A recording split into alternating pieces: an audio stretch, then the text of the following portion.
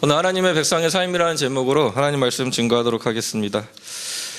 오늘 본문은 7장인데 5장부터 하나님께서는 산상수훈에 대해서 계속 이야기하고 계십니다. 마태복음의 그 5번째 가르침 중에 오늘 본문이 이제 첫째 단락에 해당하는 부분이고, 앞으로 도래할 그 하나님 나라, 예수님께서 십자가의 대속을 통해 가지고 구원해 주시고 천국 백성으로 살아가는, 하나님의 백성으로 살아가는 그 삶 가운데에, 그러면 하나님의 백성은 어떠한 삶을 살아가야 되느냐, 예수님께서 그것을 우리에게 알려주신 그 부분입니다. 그래서 오늘 본문은 특별히 세 부분으로 나누어지는데, 그 세 부분을 같이 한번 살펴보고 여러분의 삶이 하나님 나라의 백성으로서 온전한 삶을 살고 있는지 다시 한번 점검하는 귀한 시간 되시기를 주님의 이름으로 소망합니다. 자, 하나님 백성의 삶은 우선 남을 비판하지 않는 것입니다. 자, 1절에 보면 이러한 말씀이 있지요. 비판을 받지 아니하려거든 비판하지 말라. 비판을 받지 아니하려거든 비판하지 말라. 천국 백성으로서 해야 될 제일 첫 번째 자세는 바로 비판하지 않는 것입니다. 비판하지 않는 것입니다. 왜 비판하지 않냐?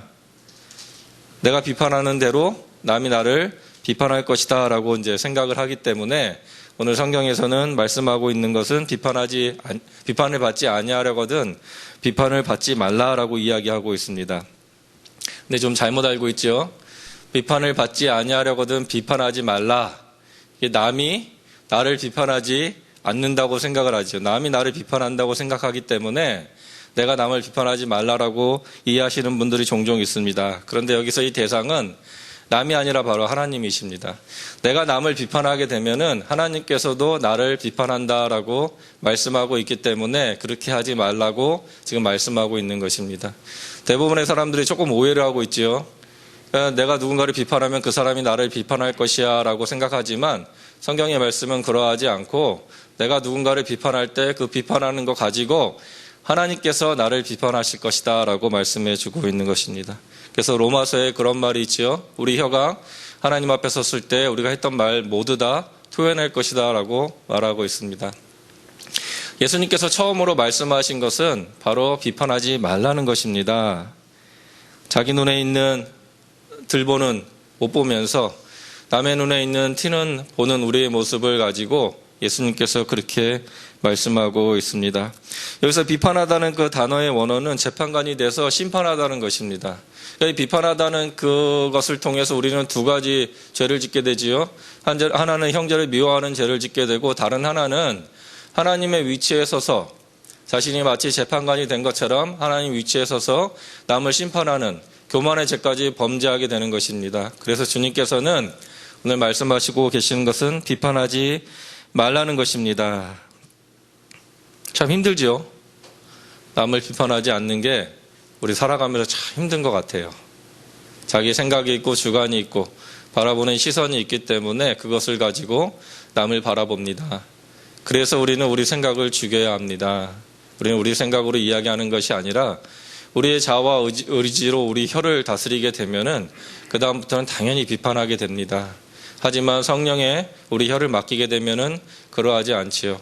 그래서 주님께서 말씀하고 계시는 것은 천국 백성으로서, 하나님의 백성으로서 여러분들 제일 먼저 해야 될 것이 있다면 그것은 바로 비판하지 않는 것임을 우리에게 말씀해 주고 있습니다. 디모데 그 전서에 보면은 참 재밌는 말씀이 있어요. 그 당시에도 이게 사도 바울이 디모데에게 목회 서신을 보내는데 그 당시에도 이런 말들을 하고 다니는 사람들이 있었나 봅니다. 그래서 13절에 이러한 말씀이 있어요. 또 그들은 게으름을 일으켜 집집으로 돌아다니고 게으를 뿐 아니라 쓸데없는 말을 하며 일을 만들며 마땅히 아니할 말을 하나니. 디모데전서 5장 13절 말씀인데, 근데 재밌는 거는 이거를 쉬운 성경으로 번역하니까 이렇게 나와 있어요. 젊은 과부들은 이 집 저 집 드나들며 남의 험담을 하고 다른 사람의 일에 간섭하고 해서는 안 될 말을 하며 시간을 보냅니다. 그 당시에도 이런 분들이 계셨나 봅니다. 쓸데없는 말을 하고 다니고 험담을 하고 남의 일에 간섭하고 그리고 해서는 안 될 말을 하고 그래서 문제를 만들어냅니다. 그래서 디모데에게 보내면서 이렇게 하는 사람들을 잘 이렇게 목양하라라고 사도 바울은 이렇게 말씀을 했습니다. 사람들은 마치 남을 위한다는 그 생각으로 남의 이야기를 하지요. 그러나 대부분 그것은 자기 자신의 그런 뒷담화를 통해 가지고 즐기려고 하는 그런 마음입니다.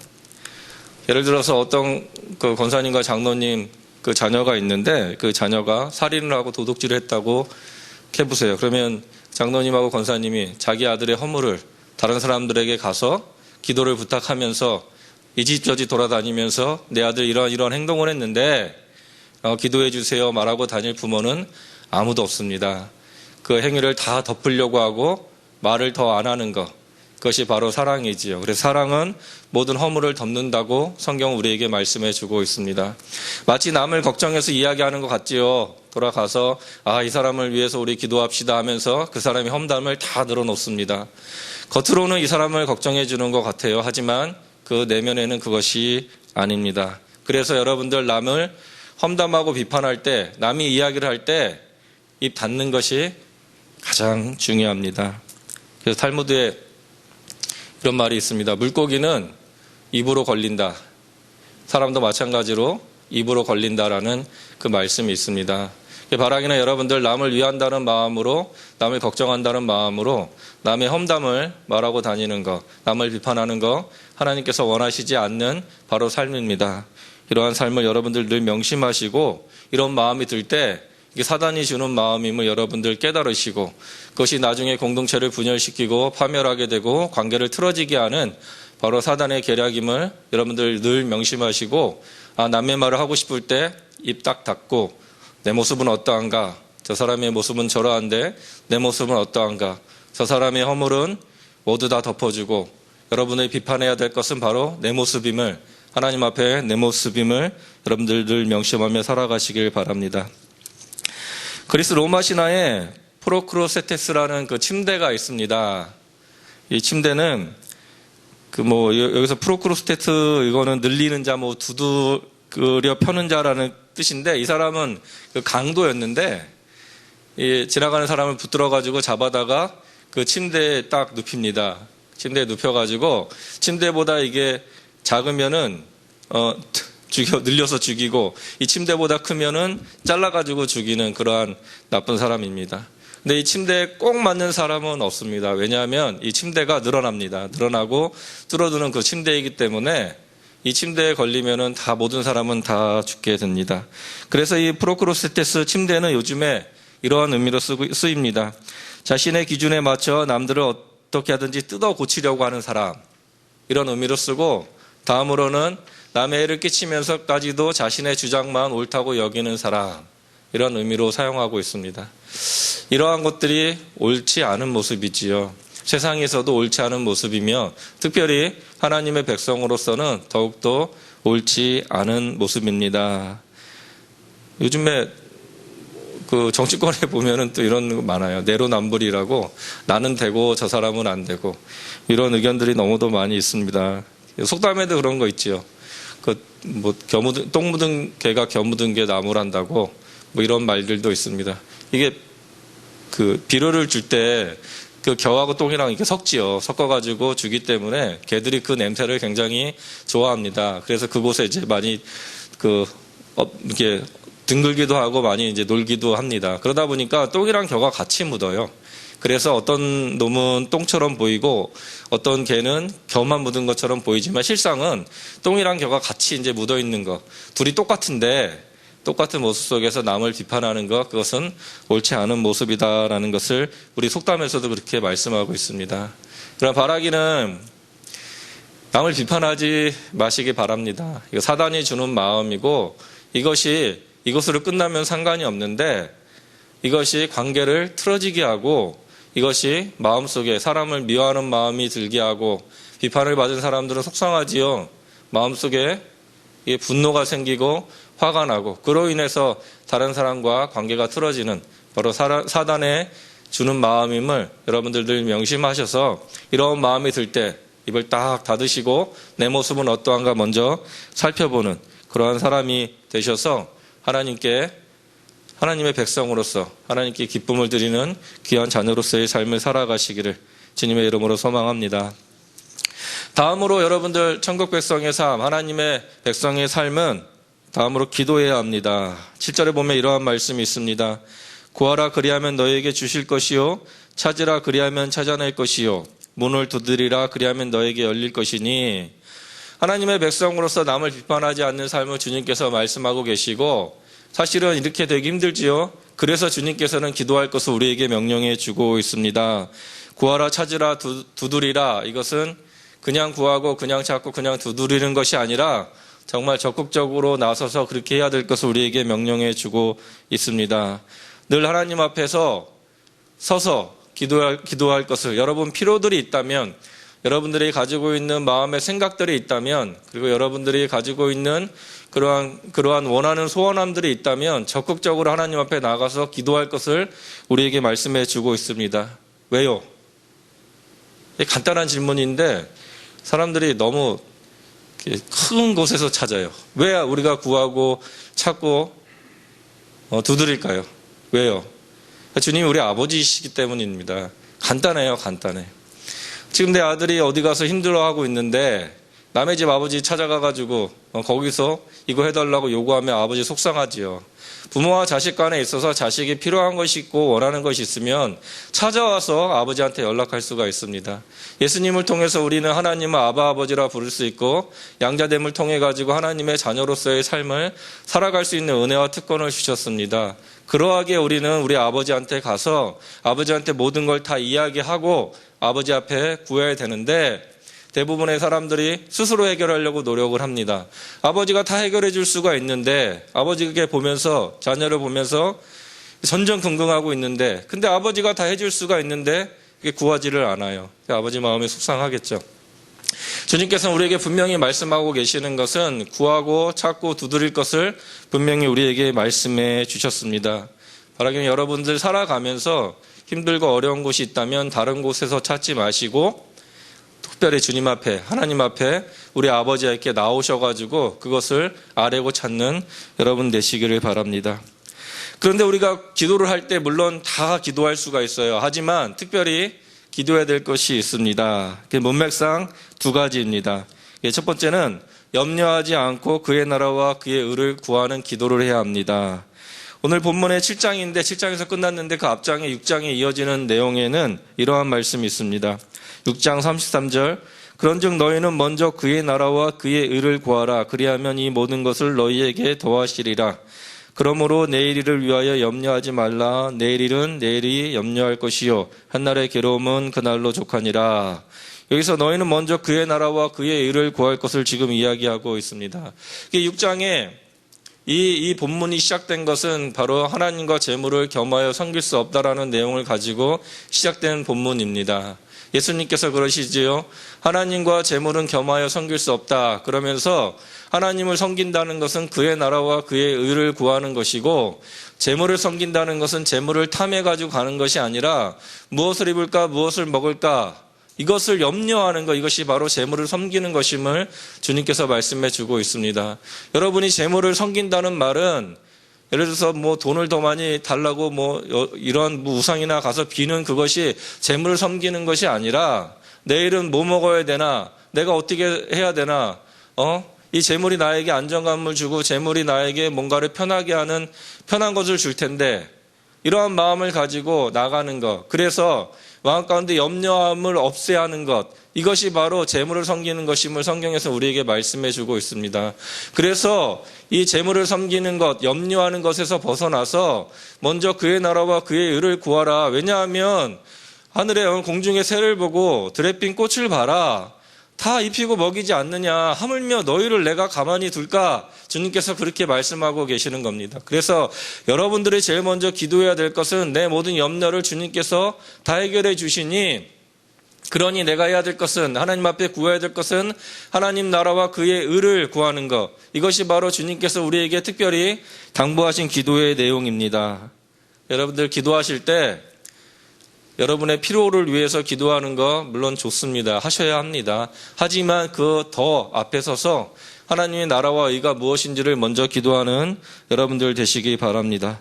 다음으로 기도해야 될 것이 있다면 성령을 구하는 기도를 해야 합니다. 11절에 너희가 악한 자라도 좋은 것으로 자식에게 줄 줄 알거든 하물며 하늘에 계신 너희 아버지께서 구하는 자에게 좋은 것으로 주시지 않겠느냐, 이 말씀을 지금 하고 계시지요. 근데 여기서 보면은 이 좋은 것이 누가복음에서는 성령으로 나와 있습니다. 그래서 여러분들이 좀 구해야 될 것이 있다면은 바로 성령을 구해야 되는데, 야고보서에서는 이것은 같이 좋은 은사까지 같이 겸하고 있습니다. 하나님 앞에 나가서 성령을 구해야 되는데 성령만 구하는 것이 아니라 그 성령께서 주시는 선물인 바로 은사까지 구해야 될 것을 이야기하고 있습니다. 그래서 성령을 구한다는 것은 성령의 역사하심과 성령의 능력을 구하는 것. 여러분들이 하나님 앞에 나가서 하나님의 백성으로서 살아가는 가운데 하나님께서 하나님 앞에 특별히 구할 것이 있다면 바로 이 성령을 구하시는 건데, 성령의 능력과 동일하게 성령의 은사를 구하는 것입니다. 이 성령의 능력은 바로 제사함의 능력이지요. 하나님 앞에 우리가 지은 죄들이 있다면은 하나님 앞에 이 모든 것을 다 내려놓고 기도할 때 성령님께서 회개의 영을 부어주시고 우리를 그리스도의 보혈로 정결하게 하는 것, 바로 성령의 그 역사하심을 위해서 기도하셔야 되고, 이것이 바로 성령의 주된 사역이고, 다음으로 성령님께서 교회를 온전히 세우기 위해서, 여러분의 관계를 온전히 만들기 위해서 은사를 주세요. 각자 필요에게 맞는 은사를 주시기 때문에 하나님, 제가 관계를 온전히 하고 이 몸된 교회를 온전히 세우기 위해서 하나님 성령의 은사를 구합니다. 허락해 주시옵소서. 이 두 가지를 위해서 여러분들 기도할 때 하나님께서 분명히 그것을 우리에게 주시겠다고 말씀해 주고 있는 것입니다. 여러분들이 구하고 찾고 두드려야 되는데, 여러분의 삶의 모든 문제도 찾고 구하고 두드리는 거 맞지만 그 이상으로서 여러분이 해야 될 것이 있다면 먼저 성령을 구하는 것이지요. 특별히 하나님 나라와 그의 의를 위해서 나갈 때 하나님, 특별히 제 능력으로는 안 되기 때문에 성령의 능력을 구하고 성령의 은혜를 구합니다. 성령께서 더욱더 충만히 역사하기 위해서 내 안에 있는 그 죄성들을 깨닫게 하시고 회개의 영을 통해 가지고 정결한 마음 베풀어 주시며, 또한 하나님 은사를 주시어서 주변의 사람들에게 예수님 전하게 하시고 주 교회를, 몸된 교회를 온전히 세우는 그러한 은혜를 허락하여 주시옵소서. 이것을 위해서 여러분들 기도하시는 겁니다. 주님께서는 이것을 위해서 기도할 것을 지금 우리에게 말씀해 주고 있습니다. 어릴 적에는 자신의 필요를 위해서 부모에게 조르는 것이 많이 있어요. 부모님 이거 해달라고 저거 해달라고. 하지만 나이가 들고 철이 들고 성숙하게 되면은 그 다음에 부모님의 마음이 어떠한지, 부모님의 생각이 어떠한지를 깨닫기 시작을 합니다. 그럼 부모님을 어떻게 기쁘시게 해드릴까, 이것을 고민하게 되지요. 이것이 바로 신앙의 성숙입니다. 어릴 적 신앙들은 자기 필요한 것만 졸라대지요. 하나님 이거 해달라고 저거 해달라고 졸라대지만, 신앙이 성숙이 되게 되면은 그 다음부터는 하나님을 기쁘시게 하실 게 무엇 있을까, 이것을 고민하게 됩니다. 바라기는 여러분도 이러한 기도를 하시기를 주님의 이름으로 축복합니다. 어느 책에서 읽은 그 목사님 얘기인데, 그 애가 초등학교 4학년인데 공부를 너무 안 하고 관심이 없고 너무 못해가지고 참 걱정이 많이 되셨다고 합니다. 그래서 애가 공부머리가 아닌가, 공부에 너무 관심이 없어서 걱정을 했는데, 그 애한테 이렇게 약속을 했다고 합니다. 너 시험 잘 보면 너 원하는 거 내가 들어줄 테니까 한번 열심히 해봐라. 그래서 아이가 기말 시험을 너무 잘 봤답니다. 반에서 2등을 했답니다. 그래서 아버지가 너무 기뻐가지고 그 애를 데리고 와가지고 너 원하는 게 뭐냐 이렇게 다 들어주겠다고 하니까 애가 이제 그 약속을 듣고 이제 문방구로 아버지를 데려갑니다. 그리고 1,000원짜리 그 딱지를 하나 샀다고 합니다. 그러면서 아버지가 뭔가 이렇게 좀 섭섭한 마음이 들기 시작을 했답니다. 내가 그 정도밖에 못 해주는 건가? 아들이 나에게 너무나 많은 기쁨을 줬고 애들한테 더 좋은 걸 해주고 싶었는데 겨우 사달라는 게 이 10원짜리 딱지인가? 이런 마음이 들면서 조금 섭섭한 마음이 들었다고 합니다. 그러면서 이분이 이제 하나님과 자신과의 관계를 조금 생각을 하셨답니다. 제가 기도를 할 때 너무도 작게 구하는 거 아닌가, 이런 생각과 함께 이분이 문득 자녀가 나에게 뭘 구했으면 가장 기뻤을까 하는 생각에 내가 하나님께 뭘 구하면 하나님께서 가장 기뻐하셨을까, 이런 생각을 했다고 합니다. 여기까지가 끝이었는데, 여러분들은 여러분 삶 가운데 어떠한 기도를 주로 하고 계십니까? 어떤 기도를 하면 하나님께서 정말 기뻐하실까, 이런 생각을 하면서 여러분들 기도해 보신 적이 있으신가요?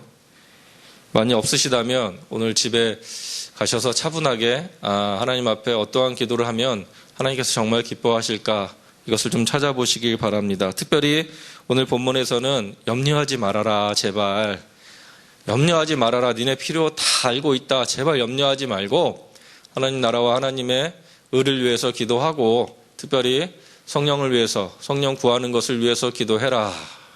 성령의 역사함을 통해 가지고 우리 제사함의 은혜를 받고 성령의 은사를 통해 가지고 하나님과의 관계, 이웃과의 관계 회복 그리고 특별히 교회를 세워나가고 특별히 복음 전하는 곳에 더욱더 치중하는 그러한 삶을 살아라라는 것이 바로 하나님께서 우리에게 주신 기도의 특권임과 동시에 바로 하나님께서 기뻐 받으실 그러한 기도임을 여러분들 늘 명심하셔서 여러분들 필요를 위해서 기도하시되 특별히 하나님 나라와 하나님의 의를 위해서 기도하시고 성령의 은혜를 위해서 기도하시는 여러분들 되시기를 바랍니다.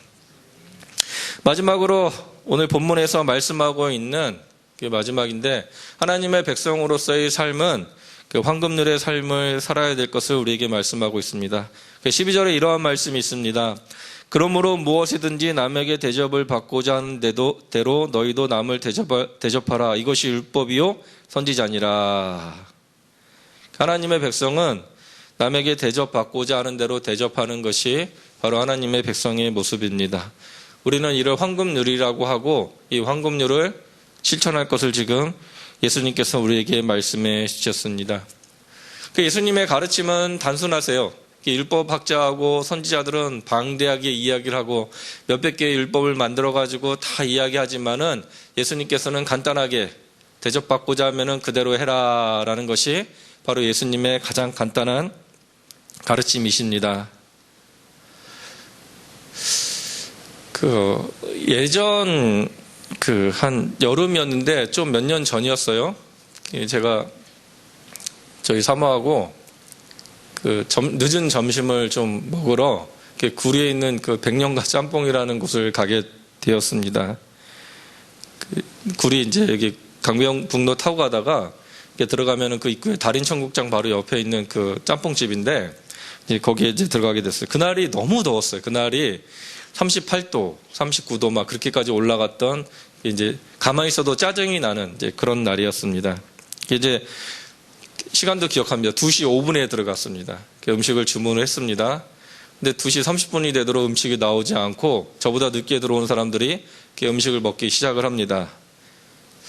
짜증이 나는데 가뜩이나 점심도 늦게 먹고 배도 고파서 더 짜증 나는데 그래서 이제 주문한 사람을 이렇게 쳐다보니까 그러니까 그분이 눈치를 챘는지 갑자기 다른 분이랑 이렇게 막 이야기를 하더라고요. 그러면서 저한테 오더라고요. 그러면서 주문하신 게 이거 맞냐고. 그게 맞다고. 그러고 나서 이제 갔습니다. 가고 나서는 2시 45분쯤에 짜증 나가지고 계속 시계를 이제 보고 있었습니다. 2시 45분쯤에 이제 음식이 나왔습니다. 그러니까 주문을 안 넣은 거예요. 제가 봤을 때는 잊어버리고 이제 주문을 안 넣었던 것입니다. 그러면 와가지고 죄송합니다 하고 그렇게 해야 되는데 마치 아무 일 없었던 것처럼 쓱 넘어가는 그 모습에 짜증이 확 났는데 갑자기 이 말씀이 생각이 났습니다. 그러면서 내가 종업원 입장이었어도 미안해가지고 말을 못하겠구나 이런 생각이 들어가지고 그래 점심 먹으러 왔는데 좋은 마음으로 먹고 가야지. 그러고 나서 이제 점심을 먹었습니다. 감사히 먹고 나왔습니다. 그러면서 이제 나가는데 차들이 이제 거기서 대로로 들어가야 되면은 음식점에서 대로로 들어가야 되는데 차들이 너무 많이 오니까 사람들이 양보를 안 해줍니다. 그래서 계속 기다리다가 도저히 안 되겠다 싶어가지고 차가 올 때 확 들어갔죠. 들어가가지고 현란한지 운전 솜씨를 발휘해가지고 딱 들어갔습니다. 들어가가지고 가는데 이제 차를 대로에 들어갈 때 사람들이 왜 이렇게 양보를 안 해? 이 짜증이 나더라고요, 마음이. 그리고 이제 들어갔습니다. 들어가고 가는데 옆 차선에서 다른 차가 확 들어오는 거예요. 짜증이 확 나더라고요, 또. 이러면서 그때 이제 딱 깨달은 게 저는 들어가고 싶고 저도 빨리 가고 싶어서 들어가고 싶은데 남의 차가 딱 끼어드니까는 기분이 안 좋더라고요. 늦어지니까 신호 또 걸리고 그러면서 이게 손해보기 싫어하는 그러니까 이게 손해보기 싫어하는 제 마음의 이 자세였구나라는 것을 그 당시 좀 깨달은 적이 있었습니다. 손해보기 싫지요. 그렇기 때문에 남을 대접하지 못합니다. 내가 먼저 대접받고 싶지요. 손해보기 싫지요. 그러하기 때문에 이러한 모습을, 남보다 먼저 음식을 먹고 싶은 것이 제 마음이면은 다른 사람도 동일하기 때문에 그 사람에게 양보하는 것. 먼저 가고 싶은 것이 제 마음이라면은 그러면 다른 사람도 먼저 가고 싶지요. 그러면 그 사람을 위해서 양보하는 것. 이것이 바로 예수님의 가르침입니다. 그러나 이렇게 하지 못하는 것은 손해보기 싫은 제 마음의 중심 때문에 아마 그렇게 되었던 것 같습니다. 바라기는 여러분들 예수님의 가르침은 단순하세요. 아주 단순하세요. 대접받고자 해 그렇게 하라는 것이 바로 예수님의 가르침입니다. 그런데 이 가르침이 교회에서는 어느 정도 되는 것 같습니다. 교회에서는 오셔가지고 또 예배 드리고 봉사하고 하는 과정에서 그렇게 이제 양보도 하고 하시는 것 같은데, 문제는 이게 사회 나가서 생업하는 가운데 과연 이러한 삶을 살고 있는지 여러분 되돌아보셔야 합니다. 소금이 바닷가에 있는 8%의 그 소금을 가지고 온 바다가 그렇게 짜다고 하는데, 저희 그리스도인이 지금 5천만에서 10%면은 500만인데 500만 이상은 아마 될 겁니다. 그런데도 이 사회에 영향력을 주지 못하는 이유는 바로 이 예수님의 이 가르침처럼 우리가 살지 못하기 때문에 바로 이러한 것이 아닌가 하는 그 마음이 듭니다. 여러분들이 사회에 나가셔서 이 예수님의 가르침처럼 온전히 살면은 기독교가 지금 이러한 욕을 듣지 않겠지요. 예전 선배들의 모습을 보면서 가끔 가다가 참 부끄러워질 때가 있습니다. 지금 한국 기독교 신학의 수준은 세계적입니다.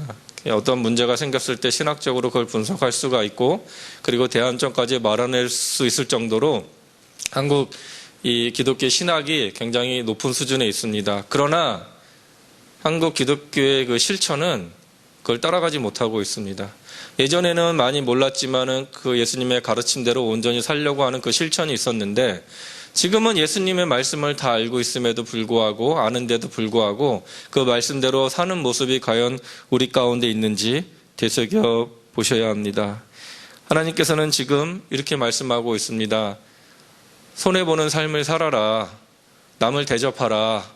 이것이 바로 뒷부분에, 오늘 본문의 뒷부분에 이어진 바로 좁은 문에 대한 이야기입니다. 좁은 문의 뜻은 한숨 짓다라는 그 단어입니다. 신음하다, 고통하다라는 그 단어의 의미입니다. 이 좁은 문은 한숨이 나고 신음하고 고통이 나오는 그 길입니다.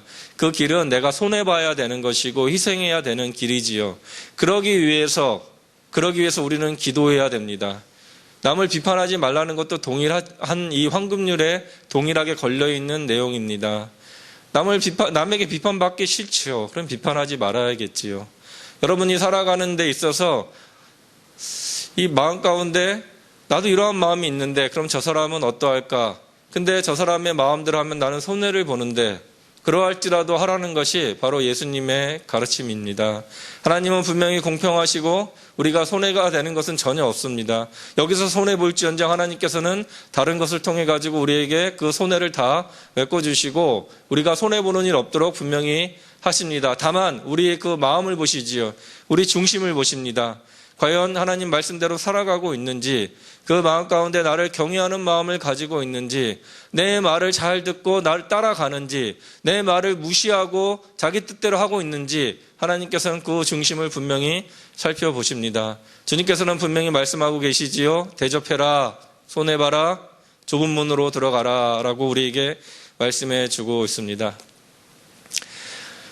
바라기는 여러분들 이번 주간 사시면서 오늘 말씀 들었네, 좋은 말씀이네, 하나님 말씀이네, 그래 그렇게 해야지가 아니라, 이걸로 끝나는 것이 아니라 딱 여기 문 열고 나가는 순간 다 잊어버리는 것이 아니라, 오늘 주님께서 주신 말씀, 남을 대접하라고 하셨는데 이번 주 동안에 한 주간 살아가는 동안에 하나님 저에게 주신 이 말씀대로 살아가게 하셔서 단 하나라도 정말 이 말씀이 생각이 나서 남에게 정말로 좋은 덕을 끼치는, 그래서 그리스도인으로서 그리스도의 대사로서의 삶을 온전히 살아가는 그러한 삶을 살게 하여 주시옵소서. 기도하시면서 나가는 여러분 되셔가지고 정말 실천하는 삶, 머리만 큰 삶이 아니라, 머리만 커가지고 아버지한테 대드는 그런 자녀가 아니라, 머리는 부족할 수 있지만 아버지 하는 말에 순종하고 그리고 그 말에 예하는 그런 여러분들이 되시기를 주님의 이름으로 축복합니다. 이렇게 말씀 정리합니다. 오늘 예수님께서는 우리에게 말씀하고 계시지요. 십자가의 대속의 사건을 통해 가지고 이제 하나님 나라가 도래하는데 이제 우리는 하나님의 백성으로서 삶을 살아가는데 그 삶 가운데 여러 가지 가르침 중에 오늘 가르침은 비판하지 말라는 것입니다. 남을 비판하지 말아라.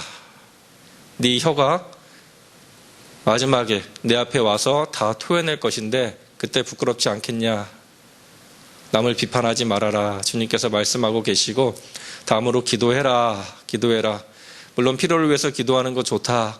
하지만 그거보다는 하나님 나라와 영광을 위해서 기도하고 성령 구하는 것, 특별히 성령 구할 때에 성령의 역사하심, 우리 죄를 깨닫게 하는 회개의 영을 달라고 기도하고 또한 이웃과의 관계, 하나님과의 관계, 이런 관계 회복을 위해서 하나님 저에게 특별히 성령의 은사를 베풀어 주시옵소서 기도하고 마지막으로 황금률의 삶을 사는 것이 바로 하나님 나라의 백성의 삶임을 우리에게 말씀해 주고 있습니다. 이러한 삶의 실천을 통해 가지고 우리 아버지 되신 하나님의 마음을 기쁘게 해드리는 저 여러분 되시기를 주님의 이름으로 축복합니다.